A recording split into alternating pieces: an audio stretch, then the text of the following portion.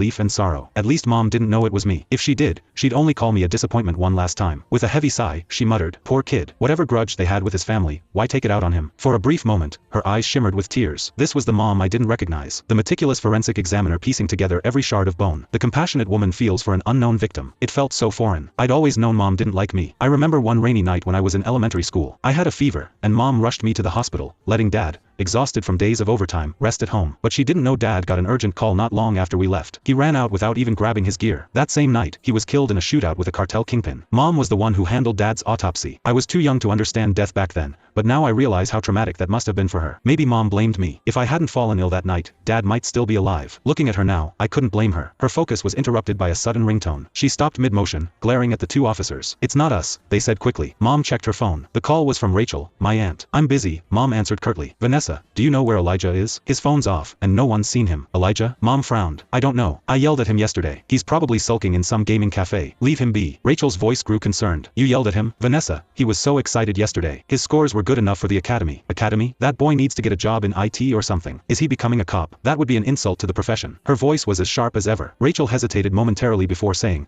"It's always been Elijah's dream. He worked so hard to get those scores. I even planned to celebrate with a big dinner. I bought so much seafood." Vanessa's anger flared. "I don't care. If he applies to that academy, he can forget about calling me his mother. He can go rot wherever he wants." She ended the call abruptly, her chest rising and falling in frustration as she stood over the autopsy table, silent for a long time. "I'm sorry, Mom. I won't apply to the academy. Please don't be mad. It's not worth your health." I wanted so badly to tell her that, but as a wandering spirit, I could only hover above and watch helplessly. I wanted to cry, but ghosts have no tears. By now, Mom had reassembled most of the body, but something was missing. 2 fingers from the right hand. She frowned, instructing the nearby officer. "The right ring finger and pinky are missing. Tell the team at the scene to look again. If they're not found." My spirit tensed. When I was a kid, I had teased a police dog and gotten bitten. Those 2 fingers had scars so deep they were unmistakable. That dog had to retire early because of me, and Mom had berated me endlessly. Had she forgotten? Of course, she forgot. She never cared about me. No, maybe it's better if she doesn't remember. I can't let her know she's the one who lost both Dad and me. The young officer saluted. "Understood. If we can't find the fingers, it likely means they had distinctive markings." Mom nodded. "Exactly. Focus on people with old injuries or tattoos on their hands." She cut off a small piece of flesh. "Run a DNA test. Cross-reference it with the database. Find any immediate relatives." I felt a wave of panic. If they ran DNA tests, they'd figure it out quickly. "Mom, don't do it. Don't run the DNA. Drop this case, please." But my pleas fell on deaf ears. She couldn't hear me. Mom worked tirelessly in the autopsy room for hours. She had arrived early, and it was already dark again when she stepped out. "Gar Hartman, you've worked so hard," one of the officers said. Mom nodded slightly, about to head home when she saw Rachel waiting anxiously near the station entrance. "Vanessa, Elijah's been missing for more than a day now. I talked to his friends. They haven't seen him. I even checked all the gaming cafes near the school, but he was nowhere. What do we do?" Mom's face tightened with annoyance. "This is just one of his tricks to get me to let him apply to the academy. It's not going to work. As long as he stays